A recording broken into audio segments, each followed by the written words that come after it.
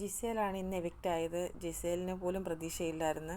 എന്നാൽ ആദില പ്രതീക്ഷിച്ചിരുന്നായിരുന്നു. അവർക്ക് 3 പേർക്ക് കൂടെ ഇന്ന് ക്യാപ്റ്റൻസി ടാസ്ക് വെച്ചിരുന്നത്. അതിൽ ജിസേലും ലക്ഷ്മിയും ആദിലയുമായിരുന്നു.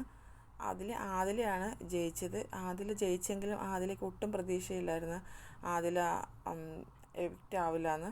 ആദില എവിക്റ്റ് ആകുമെന്നുള്ള പ്രതീക്ഷയിൽ നിൽക്കുകയായിരുന്നു. ജിസേലിനാണ് നല്ല കോൺഫിഡൻസും ഉണ്ടായിരുന്നു. പക്ഷേ ജിസേൽ ഔട്ടായി. എന്നാൽ ഇതുവരെ ഉള്ള ഒരു സീസണിലും കാണിക്കാത്ത രീതിയിലുള്ള എവിക്ഷനായിരുന്നു. എവിക്ഷനിലുണ്ടായിരുന്നത് ആദില, നൂറ, നിവിൻ, ജിസേൽ. അവരെ 3 പേരെയും ആക്ടിവിറ്റി റൂമിൽ കൊണ്ടുപോയി മുഖം കറുത്ത തുണി കൊണ്ട് കെട്ടിയിട്ട് ലൈറ്റ് ഇടുമായിരുന്നു. പച്ചയും ചുവപ്പും കളർ ലൈറ്റാണ് വീഴുന്നത്. അതിൽ പച്ച കളർ ലൈറ്റ് കണ്ണ് തുറക്കുമ്പോൾ പച്ച കളർ ലൈറ്റ് വീഴുന്നവർ സേവ് ആകുമായിരുന്നു. ആദ്യം തന്നെ ലൈറ്റ് വീണത് നൂറയുടെ ദേഹത്താണ്. 100 സേവായി. അത് കഴിഞ്ഞ് രണ്ടാമത് ലൈറ്റ് വീണത് നിവിൻ്റെ ദേഹത്താണ്. നിവിൻ്റെ ദേഹത്തും പച്ച കളർ ലൈറ്റ് വീണ് നിവിൻ സേവായി എന്ന് പറയുന്നത്. പിന്നെ 2 പേരാണ്, ആദിലയും ജിസേലും. ആദിലയുടെ ബെസ്റ്റ് ഫ്രണ്ട് ആരാന്ന് ചോദിക്കുമ്പം ആദില പറയുന്ന പേര് അനുമോളാണ്. ജിസേലിൻ്റെ ബെസ്റ്റ് ഫ്രണ്ട് ആര്യനാണെന്ന് പറയും. അങ്ങനെ ആര്യനെയും അനുമോളെ ആക്ടിവിറ്റി റൂമിലോട്ട് വിളിക്കും. 2 പേർക്കും എന്താ പറയാനുള്ളതെന്ന് ചോദിക്കും. രണ്ടുപേരും പറയുന്നത്, അതിൽ അനുമോൾ പറയുന്നത് എനിക്കിവിടെ അധികം ഫ്രണ്ട്സൊന്നുമില്ല, എനിക്ക് ആകെ 2 ഫ്രണ്ട്സേ ഉള്ളൂ. അതിൽ എനിക്ക് നൂറേക്കാളും എനിക്ക് കുറച്ചുകൂടി ബോണ്ടിങ് ഉണ്ടായത് ആദിലയോടാണ്.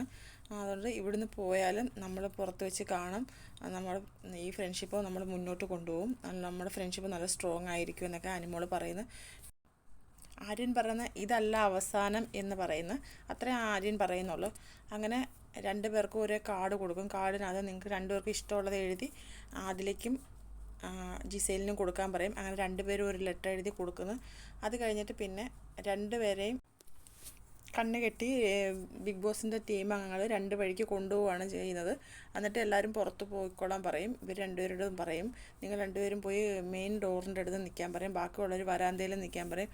അങ്ങനെ എല്ലാവരും അവിടെ നിൽക്കുന്ന സമയത്താണ് ഡോറ് തുറന്ന് ആദില വരുന്നത്. ആദില കൊണ്ടുപോകുന്ന സമയത്ത് ആദില പറയും, ബിഗ് ബോസ് എനിക്ക് 100 സംസാരിക്കണമെന്ന് പറയും. എന്നിട്ട് ഇത് അൺഫെയർ ആണെന്ന് പറയുന്നു. കാരണം ആദില കരയുന്നത് ആദില തന്നെയാണ് ഔട്ടായെന്നാണ്. അപ്പോൾ മെയിൻ ഡോർ തുറന്ന് ആദില അകത്ത് വരുന്നു. അനുമോളി കെട്ടിപ്പിടിക്കുന്നു. എല്ലാവരും നൂറെ ഓടി വന്ന് കെട്ടിപ്പിടിക്കുന്നു. അക്ബർ നൂറെ കെട്ടിപ്പിടിക്കുന്നു. അപ്പോൾ എല്ലാവരും പ്രതീക്ഷിച്ചത് ആദില ഔട്ടാകുമെന്നാണ്. ജിസേൽ ഔട്ടാകുമെന്ന് ആരും പ്രതീക്ഷിക്കുന്നില്ല.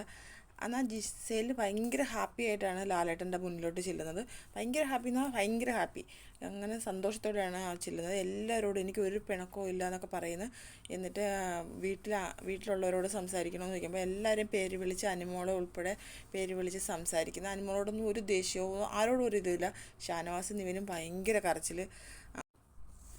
അതുപോലെ ആര്യനും കരയുന്നുണ്ട്. അപ്പോൾ ലാലേട്ടൻ പറയുന്ന ആര്യൻ എന്താണ് എഴുതി തന്നത് അത് വായിക്കാൻ പറയും.